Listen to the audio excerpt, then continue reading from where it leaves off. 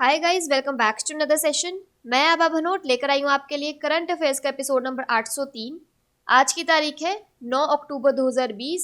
हमारे दो चैनल्स हैं, पिनाकल और फ्रंटियर आईएएस, और अगर अभी तक आपने इन चैनल्स को सब्सक्राइब नहीं किया है तो सब्सक्राइब करना बिल्कुल ना भूलिएगा। साथ ही साथ इस बेल आइकन को जरूर दबाना है ताकि हमारी आने वाली हर वीडियो की नोटिफिकेशन आपको मिल सके। हमारी दो वेबसाइट्स हैं, sscglpinacle.com और beljidhaka.com। इन दोनों को विजिट करना बिल्कुल ना भूलिएगा। ये सेशन हर रोज सुबह 4 बजे अवेलेबल हो जाता है और वीडियो की एंड में आपसे क्विज के क्वेश्चन पूछे जाते हैं जिनका आंसर आपको कमेंट सेक्शन में जरूर करना है। उसके साथ हमारे दोनों टेलीग्राम चैनल फ्रंटियर आईएएस और एसएससी सीजीएल पिनाकल ऑनलाइन को ज्वाइन करना बिल्कुल ना भूलिएगा for daily videos, PDF and monthly magazine. Start करेंगे प्रीवियस क्विज के साथ। आपका पहला क्वेश्चन था, विश्व अंतरिक्ष सप्ताह कब मनाया जाता है? तो इसका सही जवाब था 4 अक्टूबर से 10 अक्टूबर। और आपका दूसरा क्वेश्चन था, उत्तर प्रदेश के किस रेलवे स्टेशन का नाम बदलकर सिद्धार्थ नगर रेलवे स्टेशन रखा गया है? तो इसका सही जवाब था नौगढ़ रेलवे स्टेशन। स्टार्ट करेंगे आज के सेशन के पहले क्वेश्चन के साथ। रसायन विज्ञान में नोबेल पुरस्कार 2020 किसने जीता है? तो इसका सही जवाब है ऑप्शन नंबर डी, दोनों ए और बी, यानी इमानुअल शारपेंतिये और जेनिफर डाउडना। रसायन विज्ञान केमिस्ट्री के क्षेत्र में वर्ष 2020 के लिए नोबेल पुरस्कार फ्रांस की विज्ञानी इमानुअल शारपेंतिये और अमेरिका की जेनिफर डाउडना को दिया गया है। इस वर्ष का पुरस्कार दोनों महिला वैज्ञानिकों को जीनोम एडिटिंग की एक पद्धति विकसित करने के लिए दिया गया है। इसे जेनेटिक सीजर्स नाम दिया गया है।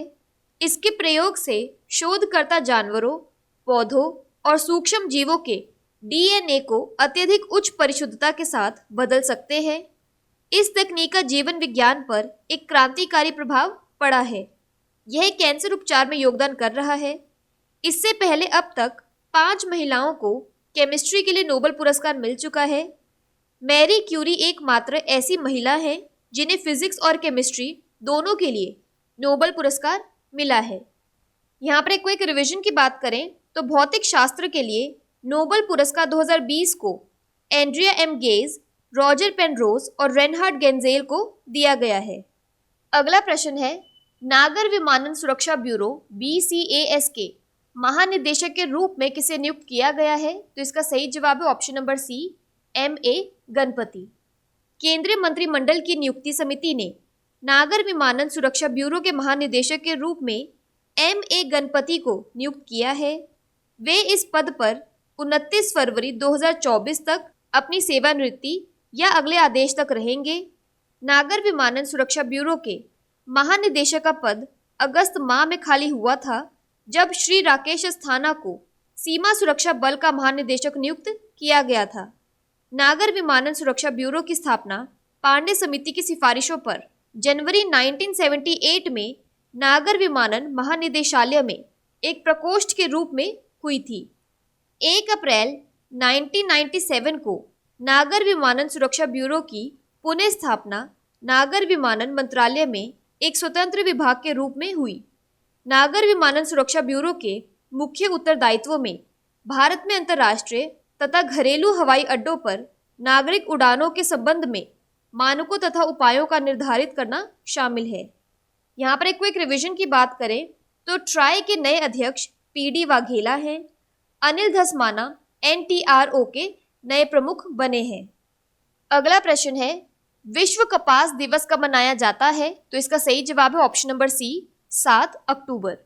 7 अक्टूबर को विश्व कपास दिवस को मनाया जाता है। इस दिवस को संयुक्त राष्ट्र विश्व खाद्य संगठन, संयुक्त राष्ट्र व्यापार व विकास सम्मेलन UNCTAD, अंतर्राष्ट्रीय व्यापार केंद्र तथा अंतर्राष्ट्रीय कपास सलाहकार समिति द्वारा मनाया जाता है।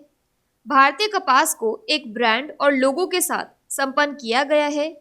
अब भारत के प्रीमियम कपास को विश्व कपास व्यापार में कस्तूरी कपास के रूप में जाना जाएगा। कस्तूरी कपास ब्रांड सफेदी, चमक, कोमलता, शुद्धता, विशिष्टता और भारतीयता का प्रतिनिधित्व करेगा। विश्व कपास दिवस का आयोजन पहली बार वर्ष 2019 में किया गया था। इस दिवस के द्वारा कपास के महत्व पर प्रकाश डाला जाता है। कपास कपड़ा उद्योग के लिए अति महत्वपूर्ण है। इसके अलावा यह लोगों को बड़ी संख्या रोजगार भी प्रदान करता है। 1 टन कपास 5 या 6 लोगों को वर्ष भर का रोजगार प्रदान करता है। यहाँ पर एक क्विक रिवीजन की बात करें तो वर्ल्ड हैबिटेट डे अक्टूबर के पहले सोमवार को मनाया जाता है। अगला प्रश्न है, एसबीआई के नए निदेशक के रूप में किसे नियुक्त किया गया है? तो इसका सही जवाब है option number C, Dinesh Kumar Khara. Bharat सरकार ने दिनेश कुमार खारा को 3 साल की अवधि के लिए भारतीय स्टेट बैंक का नया चेयरमैन नियुक्त किया है। उनकी नियुक्ति 7 अक्टूबर से प्रभावी है। दिनेश कुमार खारा वर्तमान में ग्लोबल बैंकिंग एंड सब्सिडरीज के प्रभारी निदेशक हैं। बैंक बोर्ड ब्यूरो BBB द्वारा 28 अगस्त को एसबीआई के चेयरमैन पद के लिए खारा के नाम की सिफारिश की गई थी। उनकी नियुक्ति वर्तमान चेयरमैन रजनीश कुमार के स्थान पर की गई, जिनका विस्तारित कार्यकाल 6 अक्टूबर को समाप्त हो गया है। एसबीआई एमडी के रूप में नियुक्त होने से पहले खारा SBI funds management private limited के एमडी और सीईओ रह चुके हैं। यहाँ पर एक क्विक रिवीजन की बात करें तो सीमांचला डैश को अंतर्राष्ट्रीय मुद्रा कोष IMF के कार्यकारी निदेशक के सलाहकार के रूप में नियुक्त किया गया है।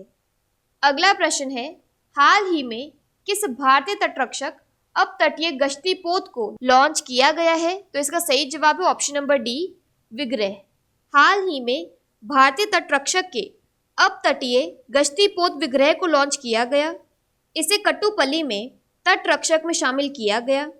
इसे लॉर्सन एंड ट्रूबो LNT ने तैयार किया है। यह उन 7 गश्ती पोतों में आखिरी है जिसके लिए रक्षा मंत्रालय ने 2015 में इस कंपनी से करार किया था। गश्ती पोत विग्रह 98 मीटर लंबा और 15 मीटर चौड़ा है। यह 5000 नॉटिकल मील तक यात्रा कर सकता है और 26 नॉट्स की रफ्तार से चल सकता है। मार्च 2021 तक ट्रायल और टेस्टिंग पूरी होने के बाद इसके तट रक्षा के लिए तैनात किए जाने की उम्मीद है। अगला प्रश्न है, किस राज्य सरकार ने ग्रामीण क्षेत्रों के लिए डिजिटल सेवा सेतु कार्यक्रम शुरू किया? तो इसका सही जवाब है option number B, Gujarat. Gujarat सरकार ने ग्रामीण इलाकों के लिए डिजिटल सेवा सेतु कार्यक्रम की घोषणा की। इस कार्यक्रम के अंतर्गत नागरिक पंचायत स्तर पर विभिन्न लोक कल्याण सेवाओं का लाभ उठा सकेंगे। डिजिटल सेवा सेतु को भारत नेट परियोजना के तहत शुरू किया गया है, जो फाइबर नेटवर्क के माध्यम से ग्राम पंचायतों को जोड़ने की पहल है। गुजरात के गांवों को डिजिटल सेवा सेतु कार्यक्रम के तहत 100 Mbps ऑप्टिकल फाइबर नेटवर्क से जोड़ा जाएगा। कार्यक्रम के तहत ग्राम पंचायतों को गांधीनगर में राज्य डेटा केंद्र से जोड़ा जाएगा। इस प्रकार यह डेटा को एकीकृत करेगा। कार्यक्रम का लाभ उठाने के लिए नागरिकों से केवल 20 रुपये का शुल्क लिया जाएगा। कार्यक्रम गुजरात के 18,000 गांवों को आधुनिक और वैश्विक गांवों में बदल देगा। पहले चरण में 2000 ग्राम पंचायतों को कवर किया जाएगा। बाकी गांवों को 2021 तक कवर किया जाएगा। बात करें गुजरात की तो इसके वर्ल्ड हेरिटेज साइट्स में आता है Rani ki Vav, Champaner Pavagadh archaeological park. National parks में आता है Gir national park, blackbuck national park, marine national park. Gujarat की कैपिटल है गांधीनगर, लार्जेस्ट सिटी है अहमदाबाद, गवर्नर है आचार्य देवव्रत और चीफ मिनिस्टर है विजय रूपानी। अगला प्रश्न है, हाल ही में सीबीआई के पूर्व प्रमुख अश्विनी कुमार ने आत्महत्या कर ली। वह किस राज्य के पूर्व राज्यपाल थे? तो इसका सही जवाब है option number C, Nagaland. Nagaland के पूर्व राज्यपाल एवं पूर्व सीबीआई निदेशक और हिमाचल के पूर्व पुलिस महानिदेशक रहे अश्विनी कुमार ने आत्महत्या कर ली। 3 साल तक सीबीआई के डायरेक्टर रहे थे। वह सीबीआई के पहले ऐसे प्रमुख रहे जिन्हें बाद में राज्यपाल बनाया गया था। उन्हें नागालैंड का राज्यपाल नियुक्त किया गया था। हालांकि वर्ष 2014 में उन्होंने पद से त्यागपत्र दे दिया था। अश्विनी कुमार मार्च 2013 से 2014 तक नागालैंड के राज्यपाल रहे। वर्ष 2006 से 2008 तक डीजीपी हिमाचल और वर्ष 2008 से 2010 तक सीबीआई निदेशक तैनात रहे। बात करें नागालैंड की तो इसके नेशनल पार्क्स में आता है Ntangki national park, Fakim wild life sanctuary. Famous festivals में आता है hornbill festival, Aoleang festival, Kuki festival और लोथा फेस्टिवल।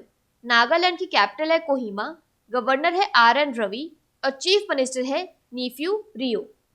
अगला प्रश्न है 17 नवंबर 2020 को आयोजित होने वाले 12वें ब्रिक्स शिखर सम्मेलन की थीम क्या है? तो इसका सही जवाब है option number C, BRICS partnership for global stability, shared security and innovative growth.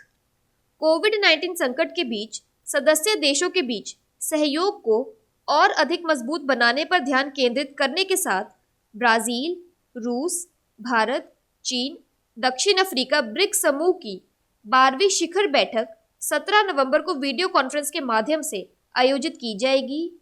इस वर्चुअल सम्मेलन में चीनी राष्ट्रपति शी जिनपिंग और PM नरेंद्र मोदी भी शामिल होंगे। 17 नवंबर को 12वां ब्रिक्स समिट वीडियो कॉन्फ्रेंसिंग के जरिए होगा। इस बार का theme BRICS partnership for global stability, shared security and innovative growth होगा। मई में रूस ने कोविड-19 महामारी के बीच ब्रिक्स शिखर सम्मेलन स्थगित कर दिया था। अगला प्रश्न है किस संगठन ने प्रसार भारती के साथ नवीनतम कृषि प्रौद्योगिकी के प्रसारण के लिए एक समझौता ज्ञापन पर हस्ताक्षर किए हैं? तो इसका सही जवाब है ऑप्शन नंबर बी, IFFCO। विश्व की सबसे बड़ी उर्वरक सहकारी संस्था भारतीय कृषक उर्वरक सहकारी लिमिटेड IFFCO और प्रसार भारती ने नई कृषि प्रौद्योगिकी एवं नवाचारों को प्रसारित और प्रोत्साहित करने के लिए एक समझौता ज्ञापन पर हस्ताक्षर किए। समझौते के अनुसार किसानों के लाभ के लिए DD किसान 30 मिनट की कार्यक्रम श्रृंखला के जरिए कृषि क्षेत्र में अपनाई जा रही विभिन्न नवीन तकनीकों के बारे में आसान भाषा में जानकारी प्रसारित करेगा। यह समझौता ज्ञापन इस उद्देश्य को पूरा करने में मदद करेगा। इफ्को के नवाचारों को लगभग 25 एपिसोड में DD किसान के माध्यम से आसान भाषा में किसानों के साथ साझा किया जाएगा। इफ्को के पास किसानों के लिए नवीन तकनीक है और दूरदर्शन के पास पूरे देश में विशाल नेटवर्क है। दूरदर्शन का विशाल नेटवर्क किसानों को आसान भाषा में कृषि नवाचारों की व्याख्या करने में मदद करेगा, जो उनके लिए बेहद मददगार साबित होगा। प्रसार भारती के CEO हैं शशि शेखर वेम्पति। अगला प्रश्न है किस मंत्रालय ने राष्ट्रीय स्टार्टअप पुरस्कार के पहले संस्करण के परिणाम जारी किए हैं? तो इसका सही जवाब है ऑप्शन नंबर डी, वाणिज्य और उद्योग मंत्रालय। वाणिज्य एवं उद्योग मंत्रालय ने राष्ट्रीय स्टार्टअप पुरस्कार 2020 के परिणामों की घोषणा की। उद्योग संवर्धन और आंतरिक व्यापार विभाग ने उत्कृष्ट स्टार्टअप्स और पारिस्थितिकी तंत्र को सक्षम बनाने वाले की पहचान करने और पुरस्कृत करने के लिए इस पहले राष्ट्रीय स्टार्टअप्स पुरस्कारों की कल्पना की है। ये स्टार्टअप नवाचारी उत्पाद या समाधान और अच्छे उद्यमों का निर्माण कर रहे हैं, जिनमें रोजगार जुटाने या धन सृजन और व्यापक सामाजिक प्रभाव का प्रदर्शन करने की बहुत अधिक संभावना है। इन पुरस्कारों के पहले संस्करण के लिए 12 क्षेत्रों से आवेदन आमंत्रित किए गए थे। ये 12 क्षेत्र हैं कृषि, शिक्षा, उद्यम प्रौद्योगिकी, ऊर्जा, वित्त, खाद्य, स्वास्थ्य, उद्योग 4.0, अंतरिक्ष, सुरक्षा, पर्यटन और शहरी सेवाएं। इन्हें कुल 35 श्रेणियों में उपवर्गीकृत किया गया है। बात कर लेते हैं आज के सेशन की क्विक समरी की। तो 2020 Nobel prize in chemistry Emmanuelle Charpentier और जेनिफर ए डाउडना को दिया गया है। Bureau of civil aviation security के DG के रूप में MA गणपति को नियुक्त किया गया है। वर्ल्ड कॉटन डे 7 अक्टूबर को मनाया जाता है। SBI के न्यू चेयरमैन हैं दिनेश कुमार खारा।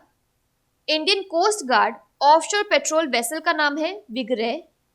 डिजिटल सेवा सेतु प्रोग्राम गुजरात में शुरू किया गया है। CBI चीफ अश्विनी कुमार नागालैंड के एक्स गवर्नर थे। 12th ब्रिक्स समिट की थीम है BRICS partnership for global stability, shared security and innovative growth. Prasar Bharati ने इफ्को के साथ एक MOU साइन किया है।